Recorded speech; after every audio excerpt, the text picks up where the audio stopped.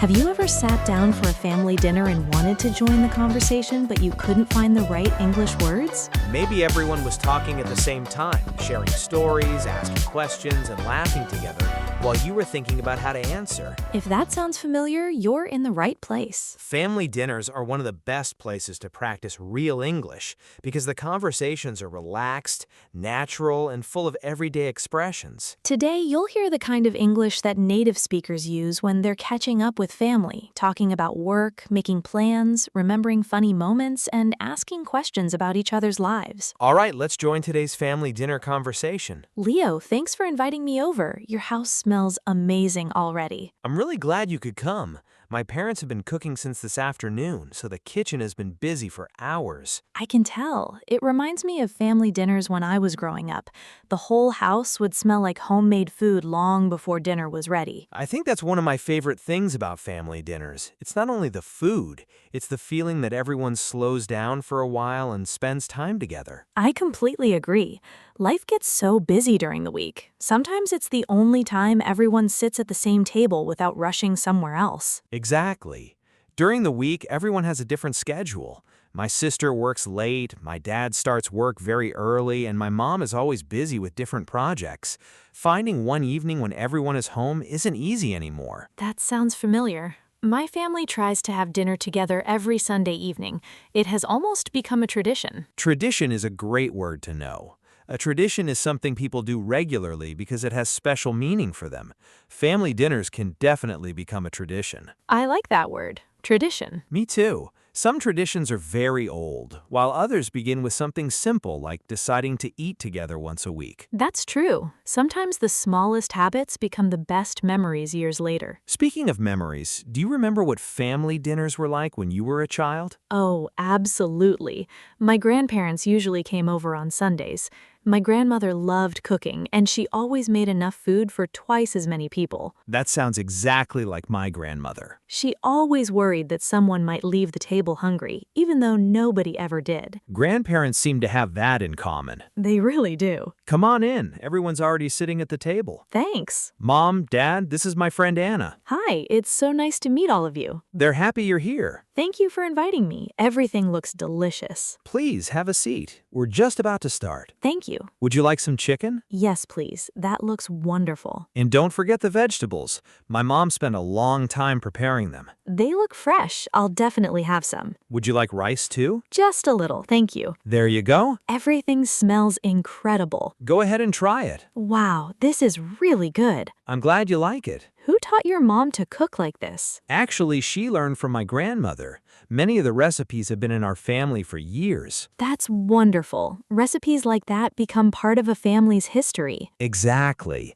Every holiday we make almost the same dishes, and somehow they always taste a little different because everyone helps in the kitchen. That's part of the fun. So, Anna, how has your week been? It's been pretty busy. We started a new project at work, and everyone has been adjusting to new responsibilities. That sounds challenging. It has been, but I'm learning a lot.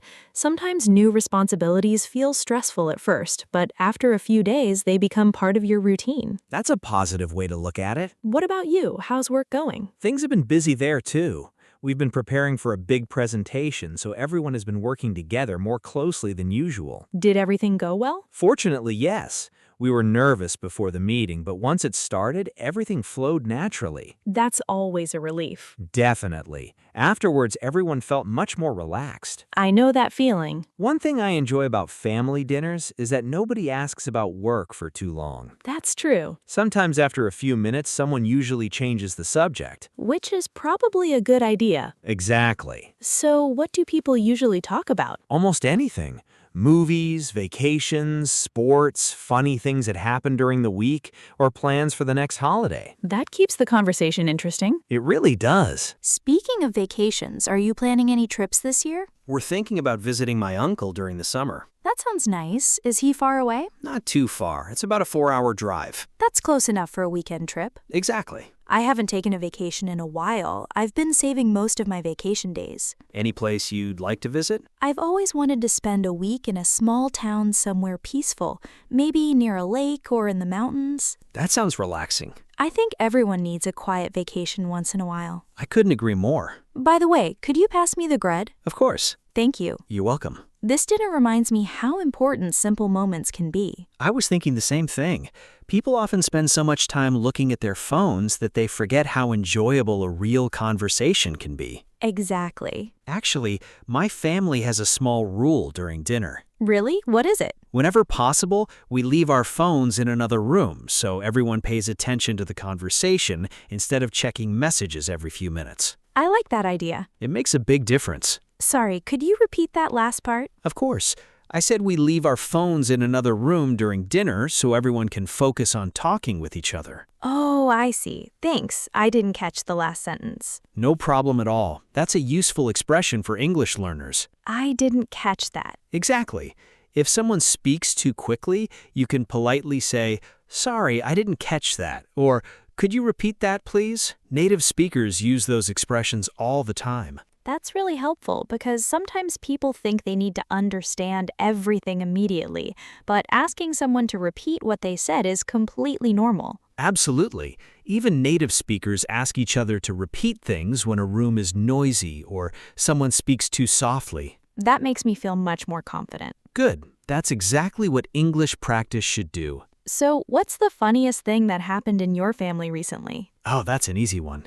Last month, my dad decided he wanted to surprise everyone by making dessert. He's actually a very good cook, but he almost never bakes anything. Really? What happened? He found a recipe online and said it looked simple. He was so confident that he told everyone not to help him. I already have a feeling this story isn't going to end well. Well, the recipe said to add 1 teaspoon of salt, but he accidentally added 1 tablespoon instead. Oh no. When dessert was finally ready, everyone took a bite at the same time. We all smiled politely for about 2 seconds, and then everyone reached for their glasses of water. That's hilarious. The funny part is that my dad looked completely confused. He kept saying, "I followed the recipe exactly." Did anyone tell him what happened? Not right away. My mom quietly looked at the measuring spoon, started laughing, and then everyone else realized the mistake. I bet that's a story your family still talks about. Every single family dinner, whenever someone offers dessert, someone says, "Are you sure there's only 1 teaspoon of salt?" That's the kind of memory that makes family gatherings special. Exactly. Sometimes the imperfect moments become the funniest memories. I have a similar story. When I was about 10 years old, my cousin and I wanted to help prepare dinner. Let me guess, something went wrong? Just a little. We were asked to wash the vegetables, but instead we spent most of the time playing with the water. By the time dinner was ready, the kitchen floor was completely wet. Did your parents say something? My mom walked into the kitchen, looked around, and she simply asked, "Were you washing vegetables or washing the entire kitchen?" That's a great question. Everyone started laughing, including my mom. We still remember that day whenever someone offers to help in the kitchen. Those stories never get old. They really don't. Every family seems to have certain stories that get told again and again. And somehow they're still funny every time. Exactly, even though everyone already knows the ending. Speaking of family, do you usually cook together at home? Sometimes, if everyone's free, we'll prepare the meal together. One person cuts the vegetables, someone else cooks the meat, another person sets the table, and someone usually volunteers to make dessert. That sounds like good teamwork. It is. Cooking together makes the work feel much easier. Instead of one person doing everything, everyone contributes a little. Contributes is another useful word. When you contribute, you help by giving your time, effort, or ideas. Everyone contributes to making dinner. That's a great word because it isn't only about cooking. People can contribute during a meeting, at school, or while working on a project. Exactly. You'll hear native speakers use that word quite often. One thing I enjoy about family dinners is that everyone has a chance to talk. During the week, conversations are usually very short. Someone is leaving for work, someone else is coming home late. People are busy. but dinner gives everyone a chance to slow down. I couldn't agree more. Sometimes we spend almost 2 hours sitting at the table even though we finished eating much earlier. Really? Yes, we keep talking long after the plates are empty. Someone starts a story, then someone remembers another story. Before we know it, an hour has passed. That's wonderful.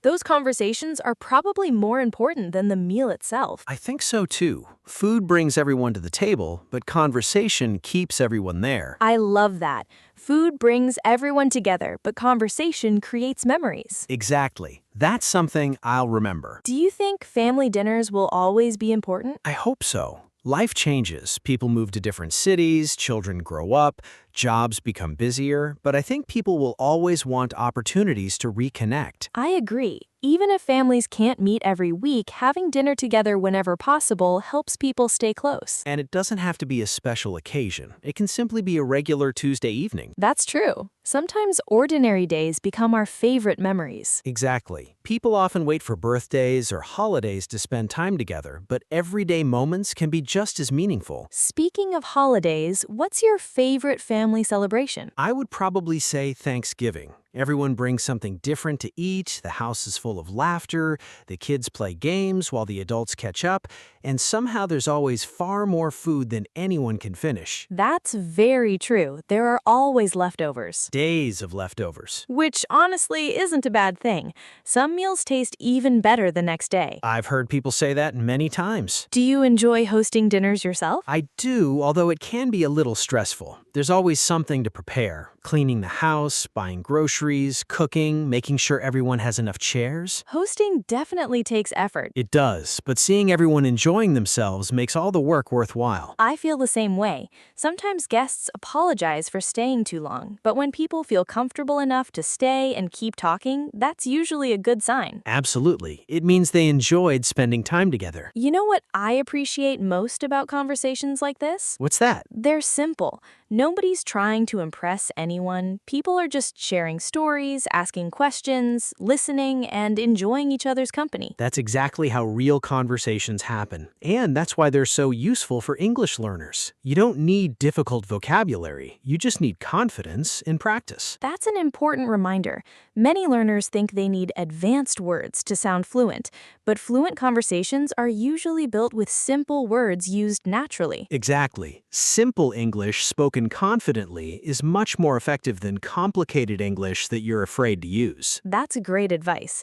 I think our viewers can practice many of today's expressions with their own families or friends. Definitely. They can ask questions like, how was your week? Could you pass the bread? What are your plans for the weekend? Do you remember when? Those are conversations people have every day. And don't be afraid to ask follow-up questions. When someone tells you a story, stay curious. Ask, what happened next? How did you feel? What did you do after that? Those questions help conversations continue naturally. That's one of the biggest secrets to becoming a better English speaker. Don't focus only on answering questions. Learn how to ask good questions too. Exactly. Conversations are a two-way street. Both people help keep them going. Well, Anna, I think it's time for dessert. And don't worry, I checked the recipe twice. I'm very happy to hear that. Although, after your story earlier, I was a little nervous. Fair enough. Would you like a slice? I'd love one. Thank you. You're welcome. And thanks for joining us for dinner. Thank you for inviting me. It was wonderful spending time with everyone. The pleasure was ours. You're always welcome here. And that brings us to the end of today's family dinner conversation. We hope this realistic dialogue helped you feel more comfortable with the kind of English people use around the dinner table with family and friends. Remember, real conversations aren't about using difficult words. They're about listening carefully, asking questions, sharing stories, and enjoying the moment. The more you practice these everyday conversations, the more natural your English will become. If you enjoyed practicing with us today, please like this video and subscribe to the English Talk channel. We upload new conversations regularly to help you build confidence in real-life English. Thanks for spending time with us today. Keep practicing, keep speaking, and don't be afraid to join the conversation the next time you're sitting around the dinner table. We'll see you in the next lesson. Goodbye, everyone, and happy learning.